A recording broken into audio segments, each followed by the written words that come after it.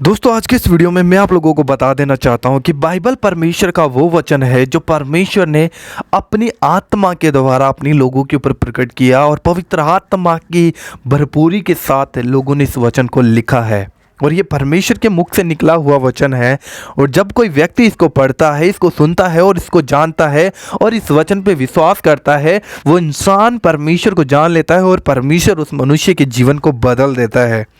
दोस्तों मैं आज आपके साथ इस वीडियो में एक ऐसा वीडियो शेयर करने जा रहा हूँ किस तरीके से प्रभु यीशु मसीह ने एक व्यक्ति को बदला जो किस तरीके से अंधकार में था, बुराई में था और कैसे वो ऐसा जीवन जी रहा था जिसने खुद अपने बातों से बताया है कि मैं किस तरीके का जीवन जीता था, लेकिन जब मैंने सच्चाई को जाना तो सच्चाई ने किस तरीके से मेरे जीवन को बदला है। तो ज़रूर दोस्तों आप लोग इस वीडियो को एंड तक देख के जाइएगा, इस वीडियो को ज़्यादा से ज़्यादा शेयर करिएगा। एंड में आप लोगों को बता देना चाहता हूँ बाइबल में भी हमें एक ऐसी घटना देखने को मिलती है जहाँ पर एक ऐसा विरोधी जिसका नाम था साउल, वो यीशु मसीह के लोगों को सताता था, लेकिन प्रभु यीशु मसीह ने उसके जीवन को ऐसा बदला कि वही व्यक्ति प्रभु यीशु मसीह के लिए जीना लगा और यहाँ तक कि यीशु मसीह के लिए अपनी जान तक दे दी। तो दोस्तों इस वीडियो को देखते हैं, फिर आगे हम बात करेंगे। के नीचे जमीन के ऊपर और मनुष्यों के बीच में सिर्फ एक ही प्रभु और एक ही उद्धारकर्ता, एक ही सृष्टिकर्ता और एक ही हमारा सतगुरु है जिसका नाम है यीशु मसीह। और इस यीशु मसीह कोई अलग प्रभु नहीं है, ये कोई देशी और विदेशी प्रभु नहीं है, ये सार्वभौमिक सत्य है। तो उसने सारे संसार के लिए अपनी बाहों को फैलाया और सारे संसार के लिए अपना प्राण सूली पर बलिदान करके हर एक जन को उनके पापों से मुक्ति किया है। मैं भी इसी हालात में, इसी कैटेगरी में था, एक आम आदमी। गांजा, शराब, जुआ, व्यभिचार, मेरी आंखों में गंदी सोच, सब कुछ था और मैं एक नाश हो रहा था। मेरे शरीर में एक पसली उठती थी और उसका कोई इलाज नहीं था संसार में कहीं। और मैं सुबह 4 बजे उठकर स्नान करके शंख फूंक देता था और सारे नियम और व्रत बड़े कायदे से करता था, लेकिन फिर भी मेरे लिए कहीं पर भी कोई राहत की नाम की चीज नहीं थी। अंततः क्या हुआ कि मैं एक दिन बहुत ही ज्यादा खून का दस्त शुरू हो गया और मैंने सोचा कि ऐसी दुनिया से क्या फायदा जीने से। मैं अपने आप में घुटन महसूस करने लगा और मैं कहने लगा कि अगर कोई दुनिया का कोई प्रभु है, एक सृष्टिकर्ता, कोई अल्लाह है, खुदा है, तो कितना बेदर्द हो गया है जो मैं ऐसी हालात में हूं। आखिर मुझ में कमी क्या है, उस कमी को अवगत कराया जाए, या तो मेरी जान को मुझसे ले लिया जाए या मुझे शांति का दिया जाए। ऐसे करके मैं अपने आप में घुटन आत्महत्या कर नहीं सकता, क्योंकि इस बात को मैं जागृति पा गया था कि एक आत्महत्या करना एक महापाप है। ऐसी हालात में बड़ी मुश्किलों से मैं जब उठ के गया तो क्या देखा कि एक छोटा सा पर्चा मुझे मिला और वो पर्चा किसी व्यक्ति ने फेंक दिया था। उसमें एक नाम मिला था, यीशु नाम, और उसने कहा, उसमें लिखा था, हे सब परिश्रम करने वालों और बोझ से दबे लोगों, मेरे पास आओ, मैं तुम्हें विश्राम दूंगा। मैंने अपनी समझ से कोई धर्म, कोई पंथ या कोई जप तप या कोई धार्मिक कर्मकांड, उपवास, व्रत नहीं छोड़ा, लेकिन फिर भी मेरे जीवन में अशांति और निराशा बहुत अच्छी तरीके से राज कर रही थी। मैंने उस किताब को, पर्चे को पढ़ा, हे सब परिश्रम करने वालों, बोझ से दबे लोगों, मेरे पास आओ, मैं तुम्हें विश्राम दूंगा। मार्ग और सच्चाई और जीवन मैं ही हूं। जो मुझ पर विश्वास करता है, जो काम मैंने किए हैं वो काम वो भी करेगा। मैंने बहुत सी इन बातों को पढ़ा, मैंने सोचा कि ये क्या बात है, और उसमें लिखा कि मार्ग और सच्चाई और जीवन मैं ही हूं। मैंने उस बात को पढ़ करके मैंने कहा कि चलो देखते हैं, सबको देखा है, चलो तो तुझे भी देखते हैं आखिर क्या है। तो उसमें लिखा है कि इसमें लिखी हुई प्रार्थना को आप अपने जीवन में पढ़ें और याद करें और उसको अनुसरण करें और आपको प्रभु आराम देगा, शांति देगा। मैंने उसको वहीं से आराम पढ़ा और वहीं से मेरे लिए शांति का मुझे अनुभव हुआ। लिखे हुए पते पर मैंने और कुछ मंगाया, फिर वो कहीं पर कहाँ होता था इसका सत्संग, मैंने उसके बारे में जानने के लिए काफी कुछ प्रयास किया, कहीं मिला, बहरहाल मुझे शांति नहीं मिली। अंत में मैं बढ़ता चला गया तो प्रभु की आत्मा ने मुझे खुद ही प्रोग्रेस किया और बताया कि इस तरह से आपको आगे बढ़ना है।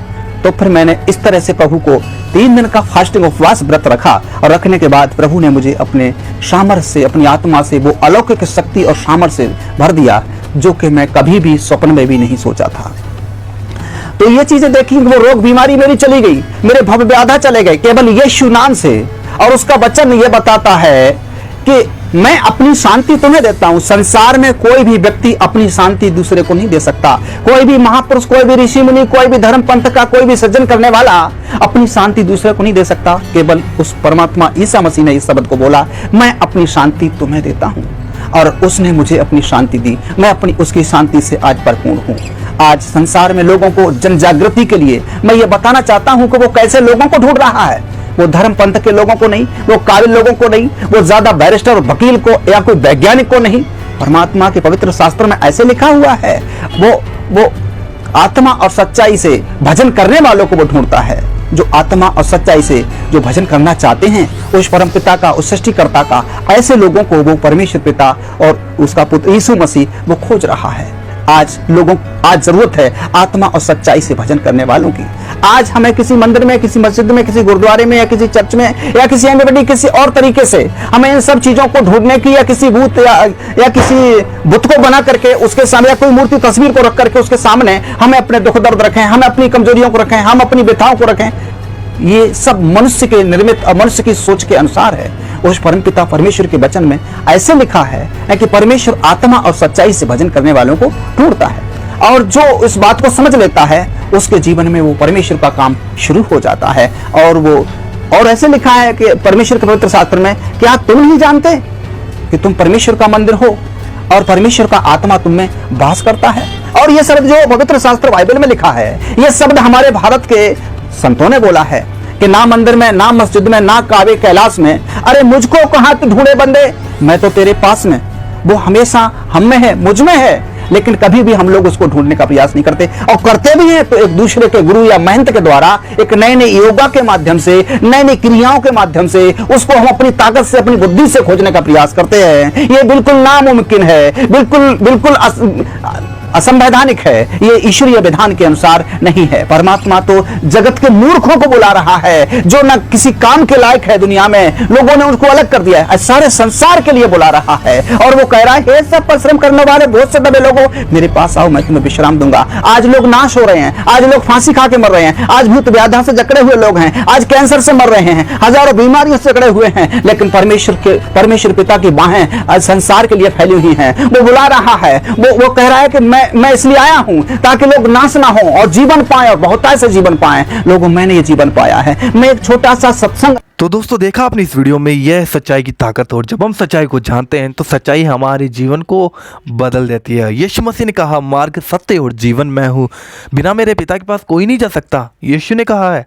और यीशु मसीह ही वो मार्ग है जिस मार्ग पर कोई चलने लगता है वो देख लेता है कि मैं किस मार्ग पे हूँ, और वो जान पाता है कि मैं जो करता हूँ, क्या करता हूँ, बुरा है या भला है, क्योंकि यीशु मसीह ने कहा, मार्ग, सत्य और जीवन मैं हूँ। और उस मार्ग पे हम चलेंगे तो हम सच्चाई को जानेंगे कि हमारा जीवन कैसा है, हम कैसे जी रहे हैं। और आपको इस वीडियो में प्रैक्टिकली आप लोगों को देख लिया होगा किस तरीके से ये व्यक्ति, ये बाबा एक समय पे ऐसा जीवन जी रहा था, इसे लगता था कि मैं बहुत सही हूँ, मैं बहुत खुश हूँ, ऊपर का दिखावा, लेकिन अंदर से बहुत ही दुखी थे, अशांति थी, निराशा थी, कोई उम्मीद नहीं थी। लेकिन जब प्रभु यीशु मसीह किसी के पास आते हैं तो उस व्यक्ति के पास एक उम्मीद होती है, एक आशा होती है, और वो ऐसी आशा नहीं है जो कभी निराशा में बदल जाए।